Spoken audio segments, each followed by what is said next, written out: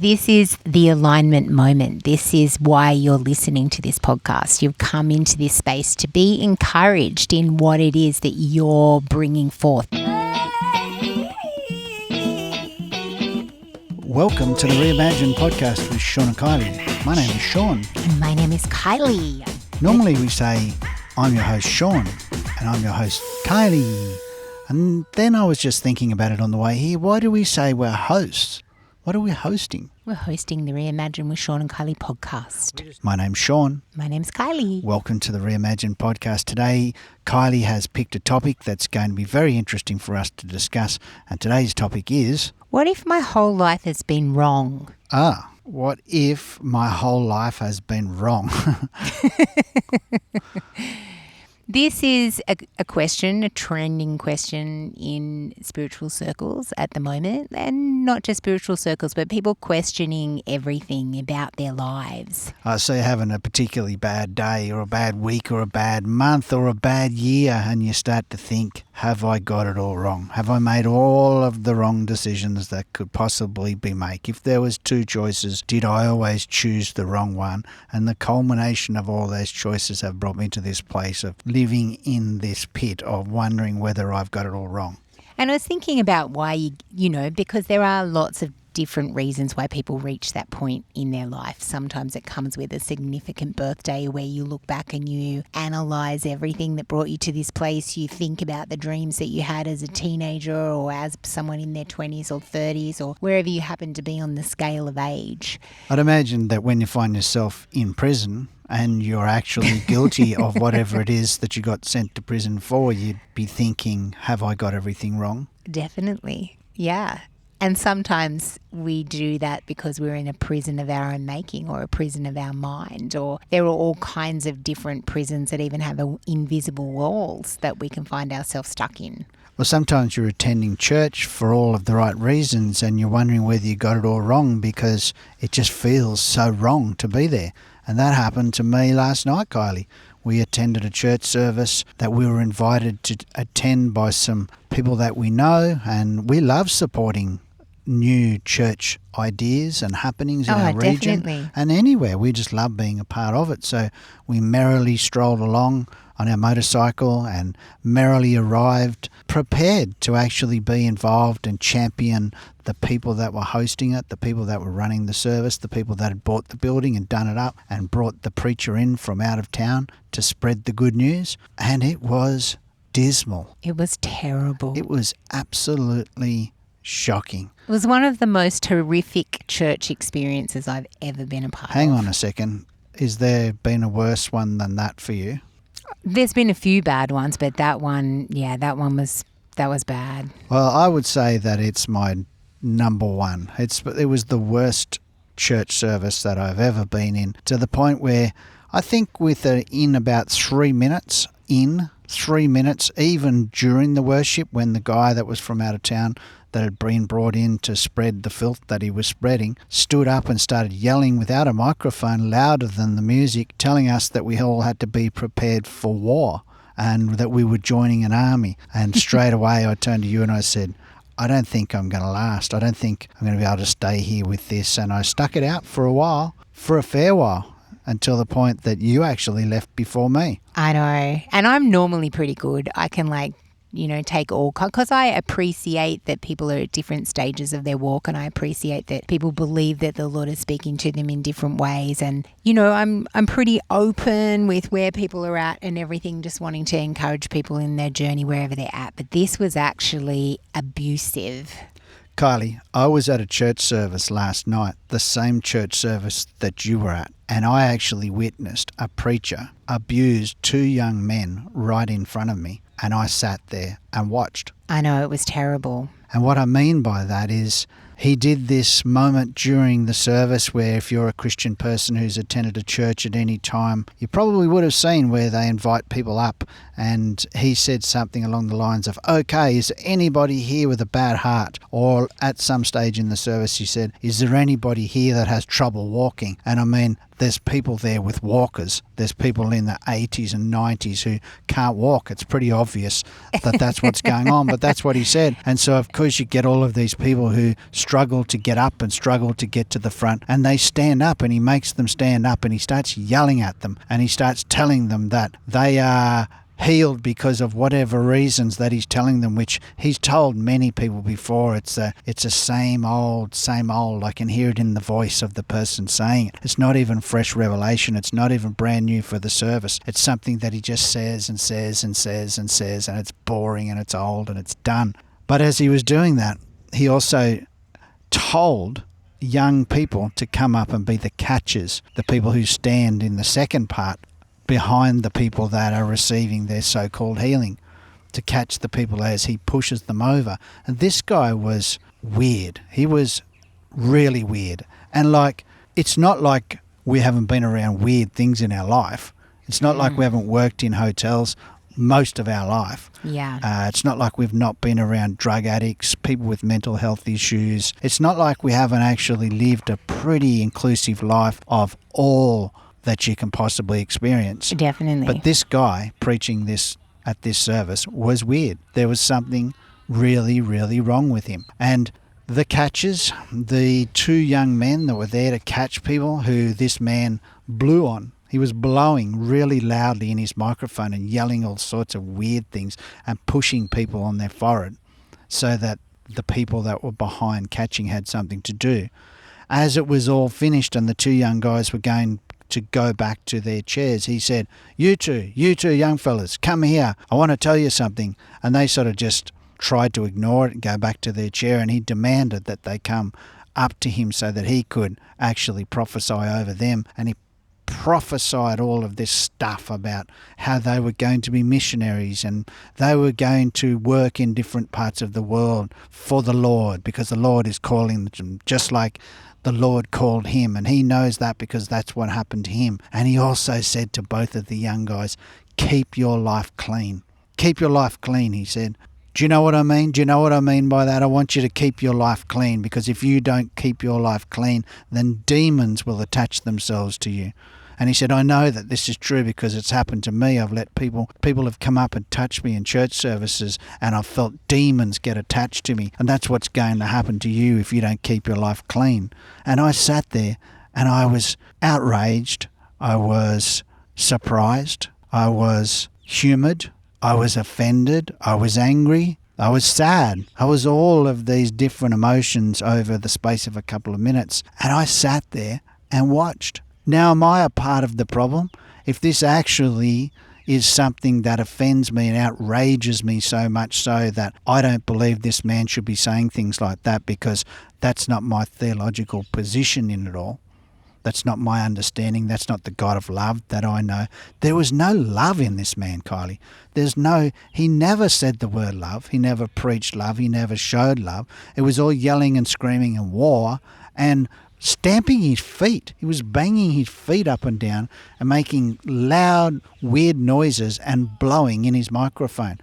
There was no love present. But you know what? I sat and I didn't do anything except for, I don't know how far we were into the service when we left, but I did vote with my feet. I did vote with my feet in the end and decide that I cannot be here and support this. And I'm not leaving because I'm scared of confrontation. I'm not leaving because I don't want to actually talk to the man at the end and confront him about his theological position or the weirdness of who he is. I'm actually not scared of that, but I also feel like because it's a church service, it's a place that we've been invited to attend by friends of ours, that we have some responsibility to not stir things up too much. I feel like I don't want to be the person who wrecks things and makes it all uncomfortable for everybody. But is that what enables this to continue? Because if my children had attended that so-called service, or a brand new Christian, or a person that you're desiring to become a Christian is at that service and they cop that, if they were there,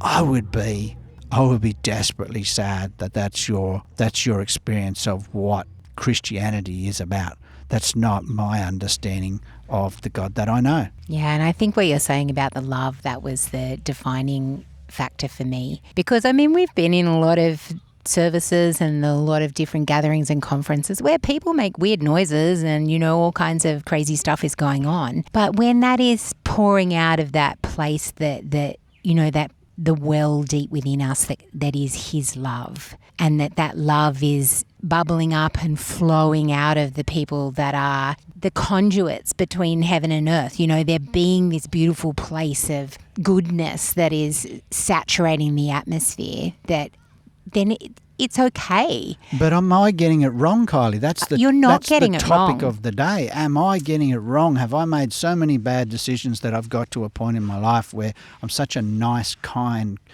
polite Christian person that I'll sit there in amongst a gathering of people that are actually being spiritually and mentally abused in front of my face, and I am just prepared to just leave or do nothing about it? Have I got to a point where I've become that Christian person that I don't admire?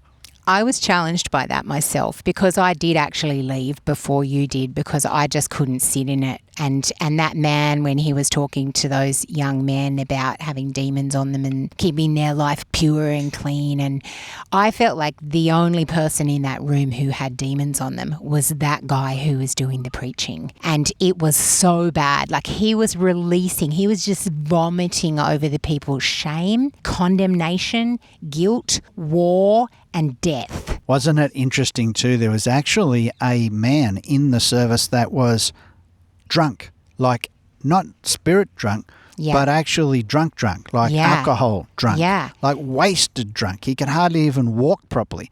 And he went up the front as well. Yeah. When the man called for people to come up the front for anybody that had dodgy hearts. And the man went up and he was prayed for and he didn't fall over. Nope. Nothing happened to him. He turned around and came back and he was all cool with it. And then... So the drunk man went and sat down at the back of the church and then started calling out, "This man is a liar and a manipulator," loud enough that anybody could hear it. And then one of the guys that were there in the service didn't like that, so actually got up and confronted him and asked him to leave, which he did. The drunk man, the alcohol drunk man, not the spirit drunk man, the only person in the whole service that I could identify as being drunk on something. There may have been others, I don't know, but this man certainly was. He could hardly even walk or stand up. The only man in that drunken state, the only man that wasn't completely sober in that entire meeting, was the one person that called out and said exactly what I was thinking. Yeah.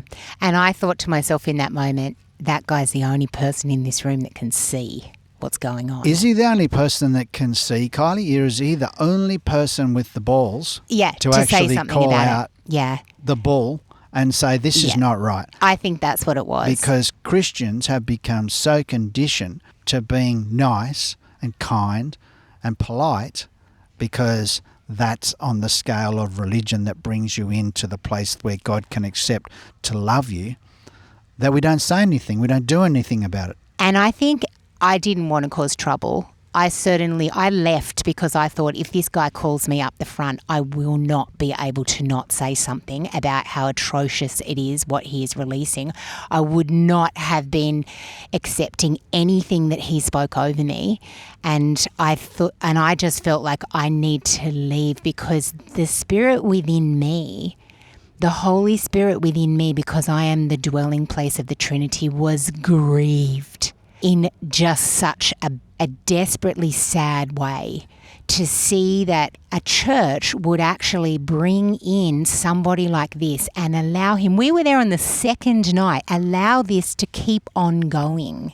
So the man's been there for one night already. There's another night to go. We assume he's going to get the opportunity to get up and basically carry on the same way that he did on the third night. So it's been accepted that his behaviour is worthy of him being allowed to have a microphone and be paid to come and present what it is that he's presented, and to then move on and travel the world and do likewise. And my biggest concern in amongst it all is that that's a version of Christianity that is available, that is out there in many buildings all around the world, and there's people that are accepting that that's it. There's people in that service when the man was crying out for people to become the army. Yeah. The army. and begging for Jesus to return, like he's going to return and save us all. And there was people cheering and clapping and yahooing in agreement. I'm nowhere near that understanding in my theological sense.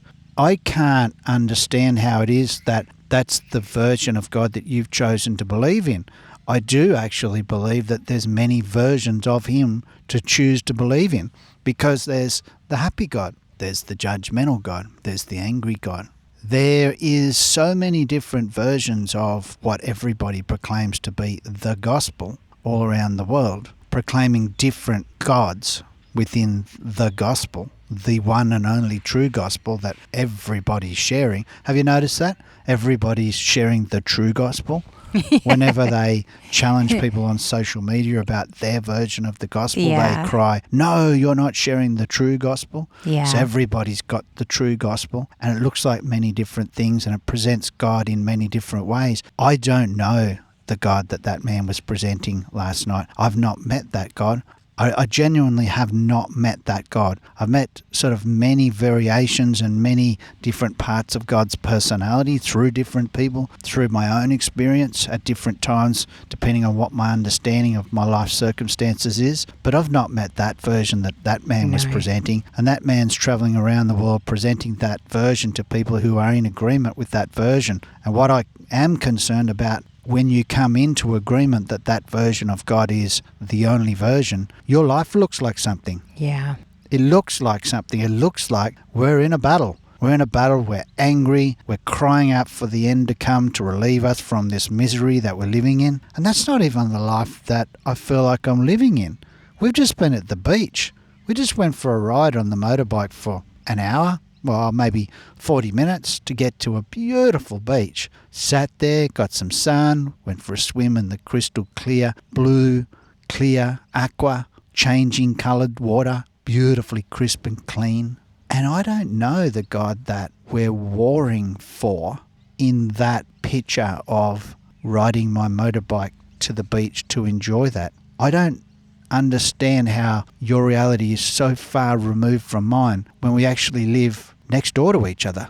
Yeah, it's crazy. Yeah, it certainly was an interesting time of contemplation, and the conversation that came off the back of everything that happened last night, and then like you're saying, this beauty that we find ourselves surrounded by. If we want to see the beauty that is in our environment and the beauty that's in our lives and the beauty that's in our world, how does it line up with the only answer is for everything to be destroyed and for us to finally get saved from this horrible life? Like, this is actually a beautiful life, and God is a beautiful God, and we have been designed to operate and live out of this beautiful divine frequency of love. And that is not that, whatever that was. So, Kylie, when we got home, you went off and had a shower, didn't you? And what did you say? Well, I just felt like I had to wash off the physicality of what was released. Like, I know I'm seated in heavenly places, and I'm not, like, none of that stuff that he was talking about, like, oh gosh, like I said the wrong word yesterday, oh gosh, I've created a space for a demon to attach itself to me. That's what he was telling people about. But that's not your understanding. That is not the way that it is. All of those things are under our feet. That can be our very real reality, because we're powerful to co-create an existence within our own mind and within our own thought patterns and within our own words. So everything that he was speaking out over these people, I felt like he was living in his own life.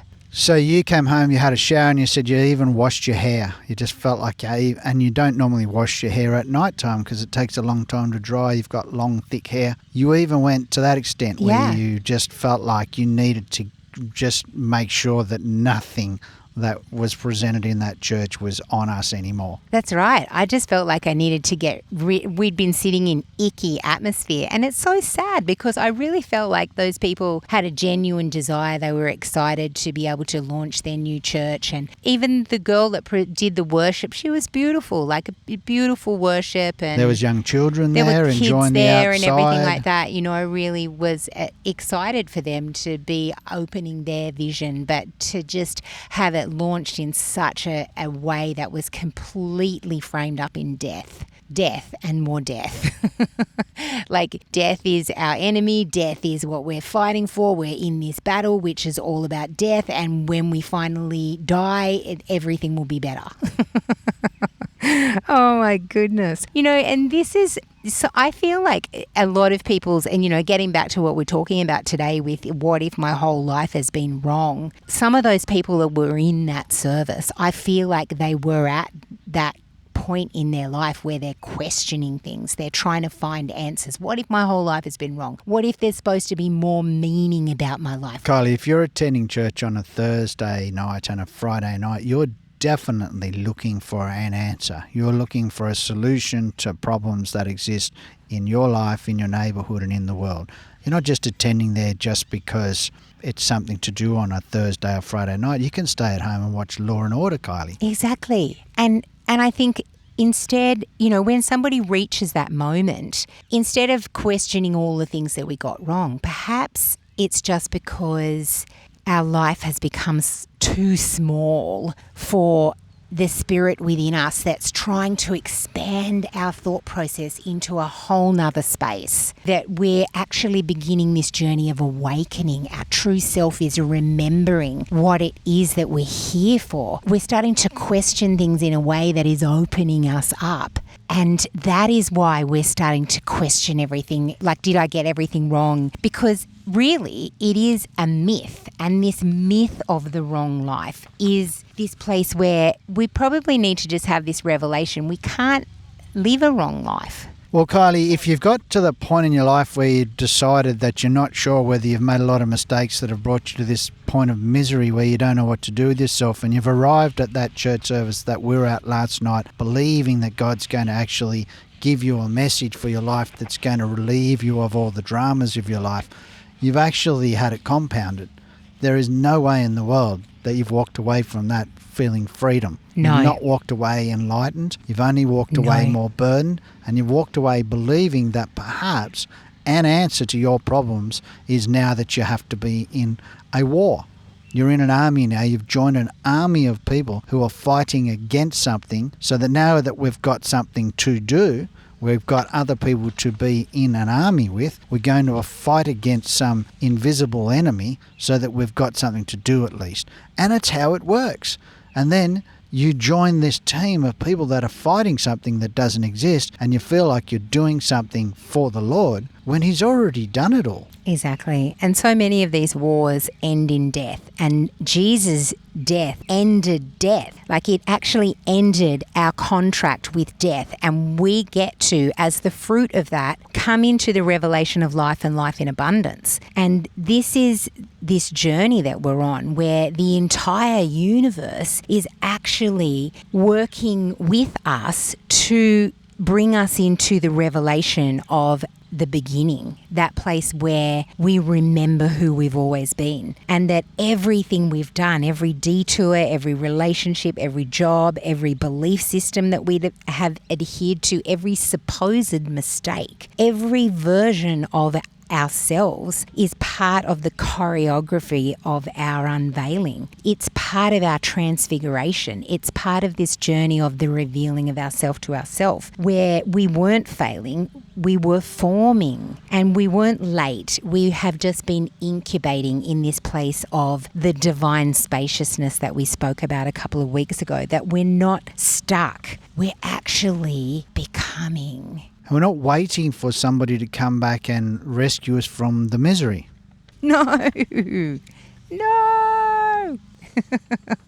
I could see there were people last night that desired to be told what it was that they were supposed to be doing. Like, you're supposed to be a minister of the gospel in China, and you can see people go, oh, wow, like there is something more for me, because people think that purpose is this fixed assignment. And this is part of this questioning, have I got everything wrong, is am I living my purpose? But Kylie, I don't want to go to China to be a missionary. No.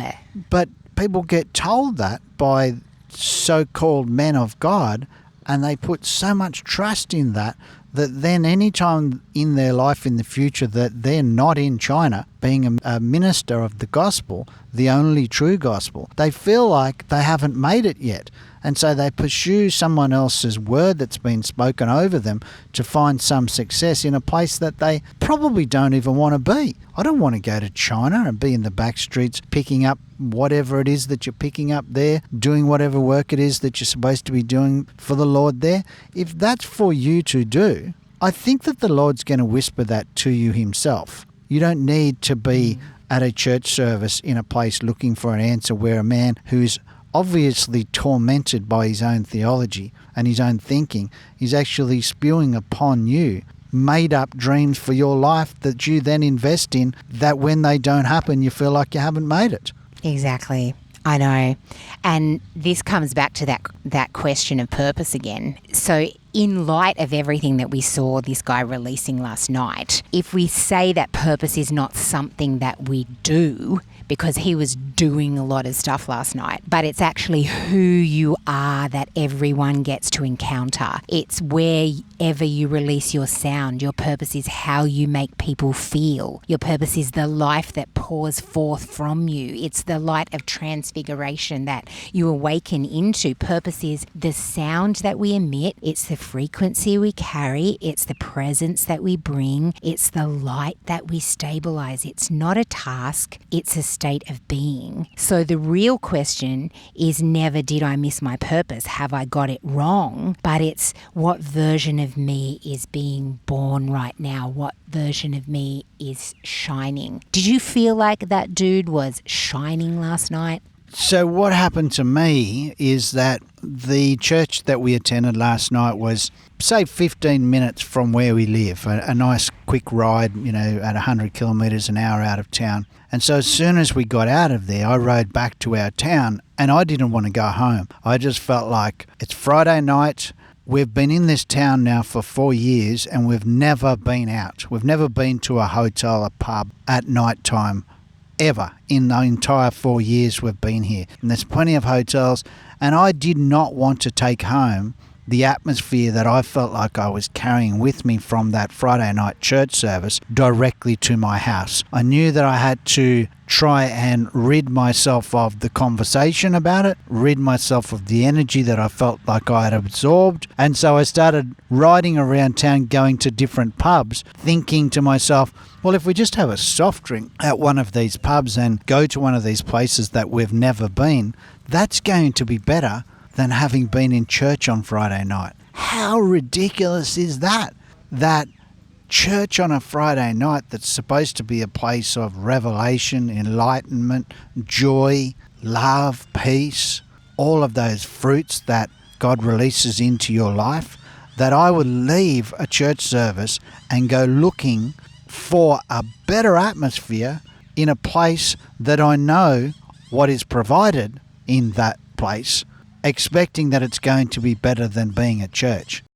And I think what we experienced in those places too was very interesting because we hopped around. We didn't even buy anything anywhere because we just would go in. We would experience this pastime atmosphere, which was like people playing K-San and playing all of the, what was that other song that they... Yeah, Bow River. The same songs that we used to listen to when we were going out and dancing and getting wasted. In the 90s. And they were old then. Are still being played now in 2025 as if they're new. And we were walking into those atmospheres kind of like subconsciously expecting that that was going to be better than the church service. And you know what, Kylie? I don't think it was worse. I just know that that also wasn't beneficial for us. And like you said, we didn't buy anything. We didn't have a drink at all in any of the places. We ended up going for a walk along the river at night time and just going home. Yeah. And I think that what spoke to me in that journey was that I felt like the cheer squad in that church on the Friday night for this guy was a whole bunch of people who would have been young in the 70s and the 80s when they were probably having these big like revival things where they were pushing people over and seeing all of these Screaming miracles out coming for out Jesus of to the return Jesus now. revolution. You know, there were a whole bunch of people that were believing that Jesus was coming back way before the year 2000, you know, and then in the 90s and then in 2000 and 2012 and 2000, all the times that people have believed that Jesus is coming back. And they've invested all of this energy into it and they're shouting, we're in a war, we're in a war. Those people were the people that were excited at the gathering last night. And it was like the older people that were dancing and going, yeah, were the people that were excited at these hotels when they were rehashing these old hits from the 80s and the 70s. It's like we're trying to remake this period of time that we believed there was all of this glory. Oh, Kylie, come on. Don't you remember when you were young, you could ride your BMX around the street and kick a football and you just would never come home until somebody rang the bell or your mum and dad called out to you lovingly and you came home and there was never any problems in society. There was never any problems in the world. It's this historical reminder that we enlighten ourselves with about how wonderful the past used to be, and we want to bring it back because it was so wonderful. But at the time that you're living in that time, you're also saying this is not wonderful. I want everything to change. We always want everything to change. We think that the past was wonderful way back, and the future is going to be disastrous. So we need Jesus to come back now to save us from the demise. I have a thought. If you're alive right now, perhaps the best time to be alive is right now, because now is the moment that we have. And if we're squandering that away, wishing that we were still back in the 80s when we didn't have phones, or desiring to be somewhere way up in the future when finally Jesus comes back and rescues us, then isn't that defeats the purpose of embracing the beauty that's right now? Like, look where we are, babe. This is so beautiful. We're like by the river. We're under this incredibly gorgeous, massive big tree. All around us is people enjoying. There's people on boats, like, you know, man enjoying mowing the lawn. Yeah, the man mowing the lawn. You'd be able to hear that on the microphones, which is very annoying.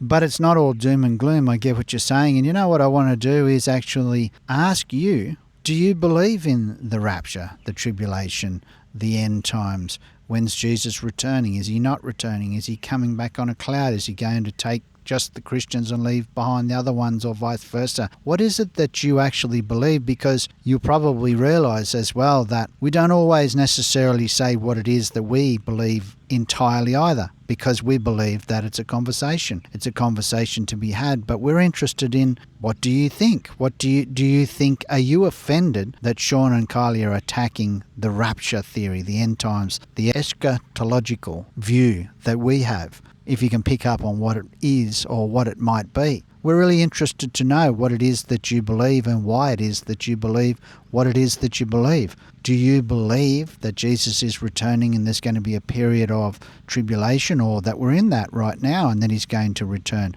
And why is it that you believe that? Because that theory, those theories, have a little Google, have a little bit of a look to see just how old those theories are. Because they are theories. They haven't happened. They're not happening for sure. It's an understanding that we have by somebody that's read scripture and decided what the future is going to look like. Have you picked that up? Have you heard that somewhere? Have you read the books? What were those books that I read? The Left Behind series? The Left Behind series. And when I read that series, it was amazing. I read that, I don't know, more than a decade ago. All of them. I could not wait to get the next book when I was halfway through the current one that I was reading. There's a series of 10 or 11 or 12 of them or something like that.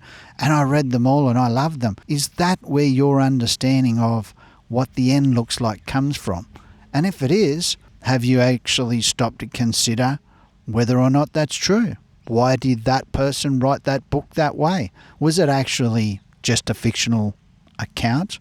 Something that you've applied to your life that is now very real for you, that you go around looking for people who are in agreement with you so that you can form a new denomination whereby it is that you get to agree with each other on quite a few things and then form a posse against all the other people that don't know, that aren't awakened to the level that you're awakened to. That was some of the conversation that man was saying last night again, is that he's awakened to realities beyond what most of us are. And I don't know how, I just don't understand that.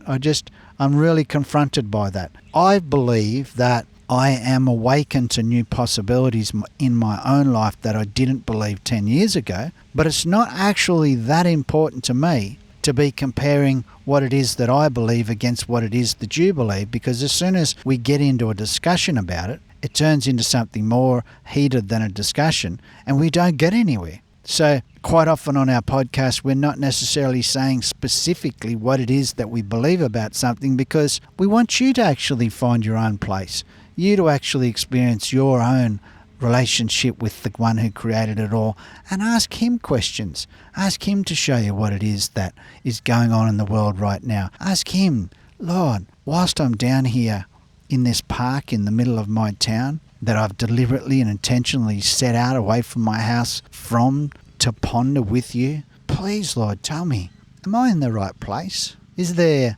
somewhere else that you would like me to be moving towards? Is there something else that you have for me to do in my life in the next year? Is there something that you want me to explore somewhere in the world?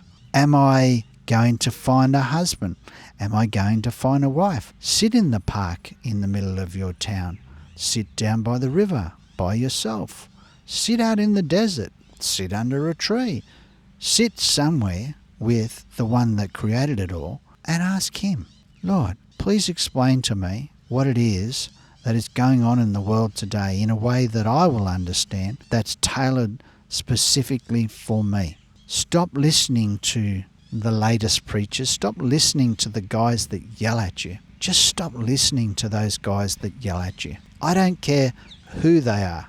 Stop listening to people who yell at you. If you're listening to people that yell at you all the time and you've got to a point in your life where you're okay with being yelled at and told what it is that you should believe, sit and ask God, should I be listening to that person anymore? Is there a reason why I like listening to people who yell at me? Is there only one way to believe on this particular topic about whether Jesus is returning and that's going to be the end and what that's going to look like? Is there more on offer that other people have released into the world? Is there more on offer that you, God, have to actually tell me about what my future looks like, rather than going to a place where a travelling minister of a gospel is there yelling and screaming and blowing and pushing at your head, telling you what the future holds for you, which is not very bright? How about you take a risk and step into a relationship one-on-one with the one who created it all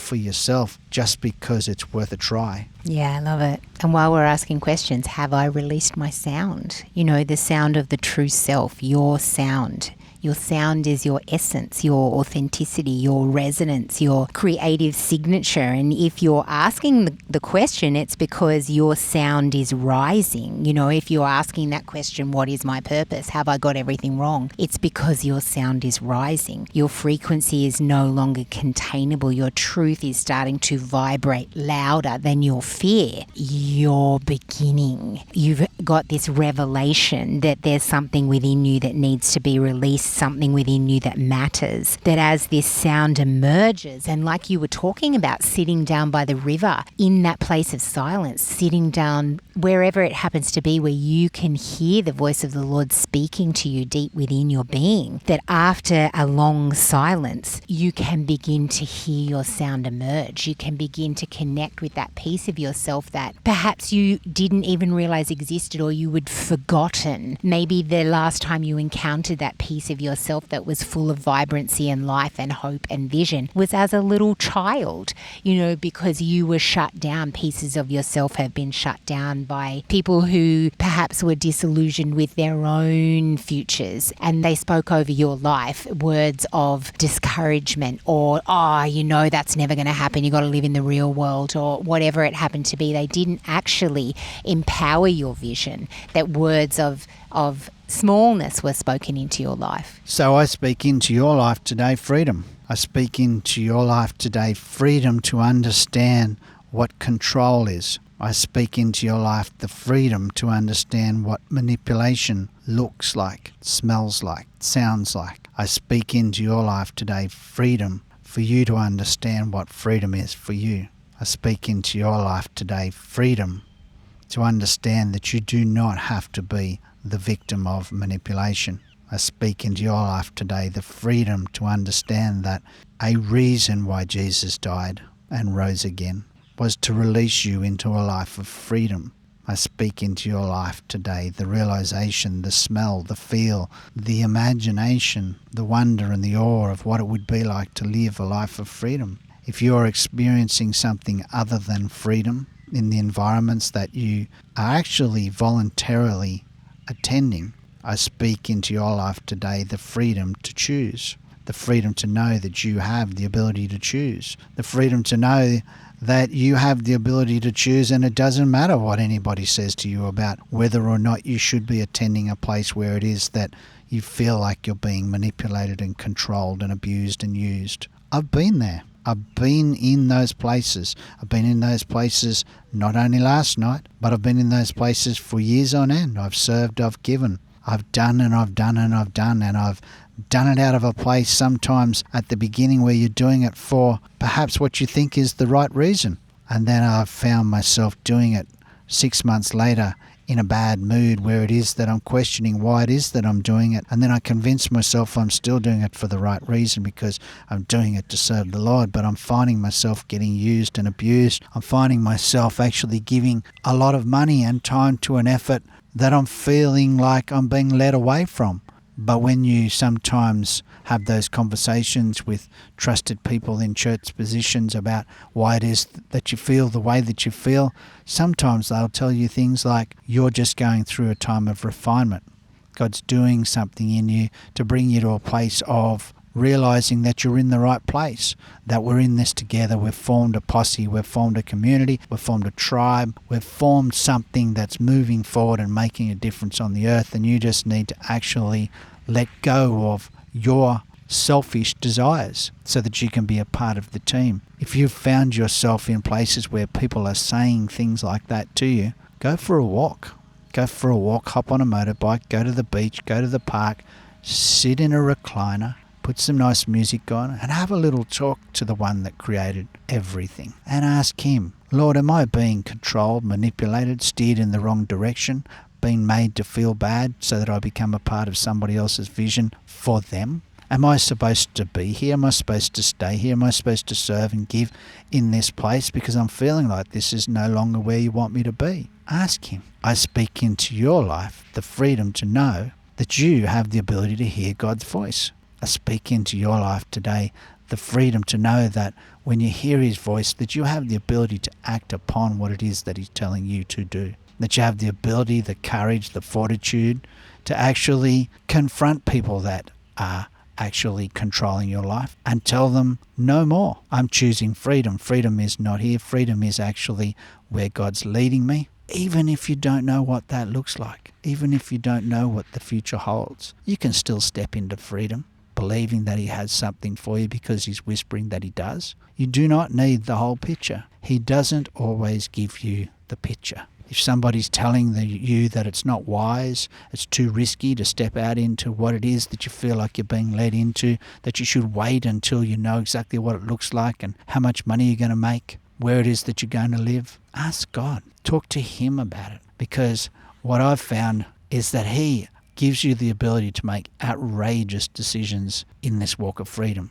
And sometimes it is that he actually asks you to go to the airport, hop on the plane, and not actually have the money for a return ticket. Sometimes he actually asks you to do that. And when you do that, and I'm speaking from experience, adventure happens in your life that never existed before. A story is given to you to help share with the world, to help people become adventurous, to step into their own freedom. You don't always get the complete picture of what it's going to look like, and the complete picture of what it's going to look like is just a pattern, something that's been done before. And what has been done before is there's been lots of men travelling around the world yelling and screaming and blowing and pushing at people's foreheads for many, many years. And everything it is that they've been yelling and screaming and pushing and banging their feet on the ground about has not happened. The end is nigh. Jesus is returning. Come back because this is miserable. That's been cried from the rooftops for a long time. Not as long as you might think, though. Google it. Find out when that theory emerged. See why it is that you put your trust in a theory that belongs to a man that some others have picked up and run with. Question God as to why it is that this theory is in our churches. Who is the person that gets to be the recipient of finances from this message? Who is it that gets to be the person that gets to be applauded and celebrated and patted on the back for sharing such wisdom? Have a little talk to God about what it is that He has in your future, because ultimately, if you're listening to this podcast, you've found yourself here because you're interested in spiritual conversations. And if you're interested in spiritual conversations, it's most likely that you believe that there is a God that might look different to the one that I know. But ultimately, you found yourself here because you believe that there's something outside of regular existence that's calling you forward into a life of freedom. And if it is that you found yourself here on a spiritual podcast, believing that there's a God that exists that has something for you, He has the ability to communicate with you, take a chance. Take a chance on allowing Him, her, I just said her. Take a chance on believing that God can be a him or a her or something else, and that God actually has the ability to communicate with you in His own unique way for your own unique need. Exactly. And when we leave behind that paradigm of fear that governs so many theologies and belief systems, and we allow ourselves to come into the fullness of His love, where all fear is cast out, there is no fear in His love. And that's one of the massive, massive aspects of when I come into people's places and spaces. And if you're feeling or resonating with fear, then that's a pretty sure sign that it's not coming out of that beautiful foundation of His love. And coming back to that place where we feel afraid, where we think to ourselves, am I getting it wrong? Do you feel like you have been the person that you've dreamt of being? And this is one of these places that we find ourselves to, one of those questions that gets us to question, am I getting it wrong? And so many of those aspects of what you're speaking about, have I lived a life under somebody else's control, or have I actually released the fullness of myself? So do you feel like you've been that person that you've dreamt of being, or did you not even have dreams? Like, have you just been living in this place of survival that you've just been doing what you're told to do? Because I want to look at this differently, like through a mystical lens, take a mystical switch at the moment, where we think about the dream as not a standard that we're failing to meet, but it's actually a future memory or our true identity that is calling us forward. So in these moments where we begin to question whether we've really messed up and all of these wrong decisions have brought us to this place of discontentment, but rather we see that place of discontentment and questioning as our next piece of ourselves, saying, okay, there's a little bit more, maybe there's something else to look at. And instead of looking around for demons and bad stuff and things that we're afraid of, that we continue to posture ourselves in that place of love, and we continue to see the good things that we can partner with, the beauty that is in our life, that we can get lost in this future self that is always striving to become something. But the dream vision of you is this place that you're speaking at. The freedom. That freedom is pulling you, and it's not judging you, it's pulling you into this place. It's saying, you're ready now. Nothing has been wasted. Come into the revelation of who you truly are, who you've always been. Nothing is wasted. The dream you is not separate from you, but it is being unfolded, the unfolding of ourself. It's already alive in the quantum field of God. And this just spins me out, because essentially by being in the beginning, which we already are, we are with the one who knows, who's revealing the fullness of who we are in this moment, in the beginning, in the future, in the past, in the now, moment now through all the synchronicities, the beautiful things that happen around us all the time. And I've just had a whole week of that. I've had a week of the 444s, the 555s, the 1212s, all those beautiful numbers that every time you pick up your phone or every time you look here or there, you're seeing things that align. All these beautiful pieces that just remind you you're exactly where I've created you to be. All this beauty that's surrounding us. We're in this now moment. Look how amazing it is. Like you were saying, we were at the beach an hour ago and we were just looking at the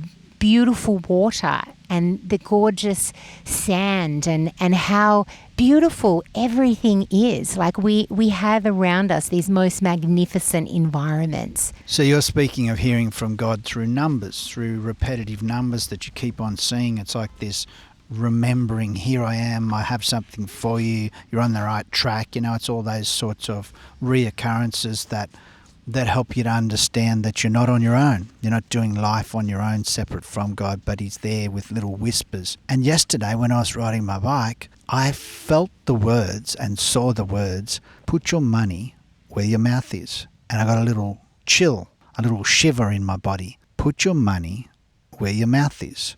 And I believe that was God talking to me because it came with a shiver, and I recognised that shiver because quite often when I hear truth that's being spoken in an environment around me, if I get a shiver, I recognise truth that way. That's how it is that I know that it's Him. So I'm just releasing to you an understanding of what His voice can be like, whether it's in numbers that reoccur as confirmation for you that you're on the right path about a thought that you have or a direction that you're going, or whether it's a shiver that comes in your body when you hear something. Put your money where your mouth is. And I don't fully understand what that means that He's saying to me, because I thought I actually already was. But I know that now I've heard those words from Him, I can explore, I can adventure with Him in the mystery of what it is that sentence means in the fullness of the way that He intended. I'm not asking for anybody else necessarily to enlighten me about what that means, because that's come from Him Himself. That's come from the Spirit, who has the ability to communicate with me, and I'll explore that further with the person who sent it to me. Put your money where your mouth is. It'll be interesting to watch that unfold. Yeah, absolutely. I love it. This is the alignment moment. This is why you're listening to this podcast. You've come into this space to be encouraged in what it is that you're bringing forth, that sound, that place of freedom that's calling you forth within you, this place, the quickening, that place within which we find ourselves this moment, the calibration of our original design, that place we speak of, our light DNA, our blueprint, this place that Romans 8 speaks of, where all things work together for good. Not some things, but all things. All things work together for good. All things. Like that is inclusive of all of the hard things, not just the good things. All the good things work together for good. No, all things work together for good. This place of awake, O sleeper, and rise from the dead. This is not about sin. This is about your identity awakening. This is not about the list of bad things and good things. This is not about making sure that you've been good this year so that Santa comes and gives you presents. But no, and you know that there's no difference in us saying, oh, when I've been good, then I can come into the presence of the Lord. But otherwise, I need to be careful that demons don't get on me. No. That is so far from the reality of sons and daughters who are seated in heavenly places at the right hand of our Father, that we are the fullness of Christ on the earth, that we don't need to wait for His coming because He has come. He is within each and every one of us, co-creating a divine future filled with bliss. We are the fullness of Him on the earth. And when we awaken to that, that's when the body of Christ will rise on the earth. Oh my goodness, the second coming of Jesus, if there is going to be one, is coming in you. That could be a little controversial. I love it. Well, Richard Rohr, he says transformation happens not when something new begins, but when something false falls away. And sometimes that falsity is just that belief system that we had that limited the fullness of who we've always been. Please take the time to consider that if you feel like you've found yourself in a place where you're questioning all of the decisions that you've ever made, that it could possibly be because somebody has actually removed your freedom. Exactly. So just as we're drawing to a close, I just wanted to release a short activation. And this is a short and powerful activation. So we're just going to sit still and just breathe. Just sit in this moment, just quietly for about 10 or 20 seconds. And we're going to ask ourselves, what if nothing has been wasted? What if nothing has been wasted? What if everything has been preparing me for this moment?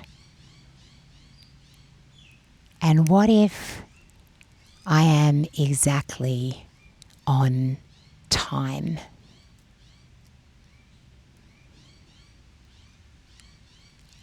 Just as you allow that revelation to speak to the cells of your body, feel that shift within you where we're no longer governed by time herself, but we're awakened into a destiny of wonder.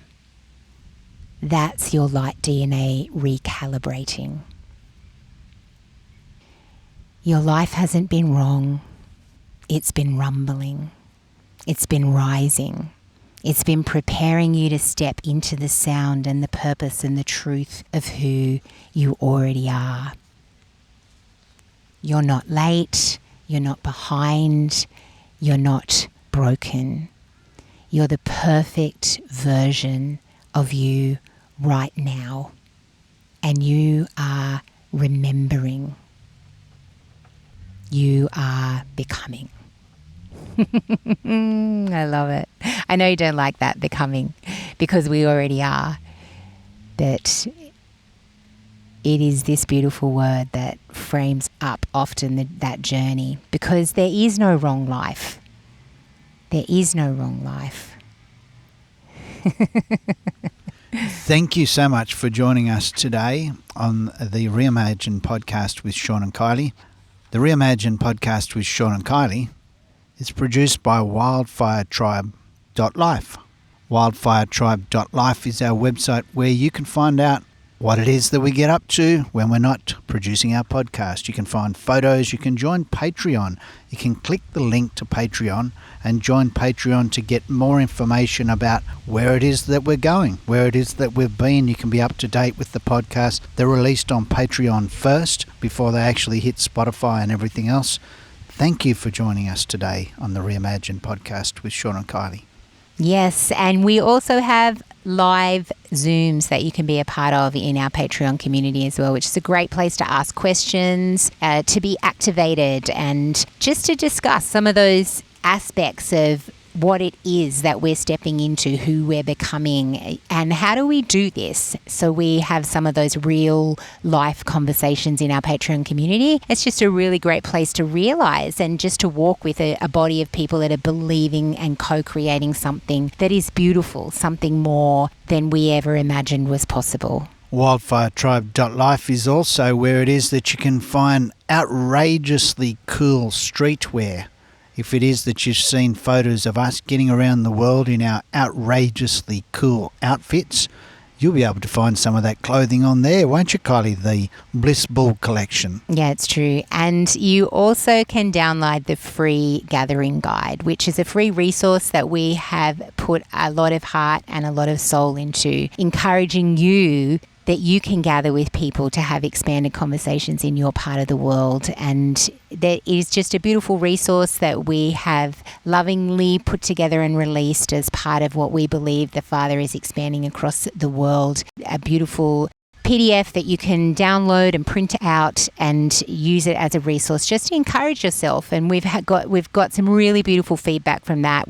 People have been encouraged that it makes it feel possible that perhaps your sound, your frequency, the life that is within you can actually make a difference in somebody else's life if you were to just get together with them and have some beautiful conversations. There's also Kylie's book, The New Now, which is on the website, wildfiretribe.life. There's heaps and heaps and heaps of information and resources for you to explore there. But thank you so much for joining us today. It's been lovely to be with you. We look forward to the next time that we get to join you. Bye. Okay, bye.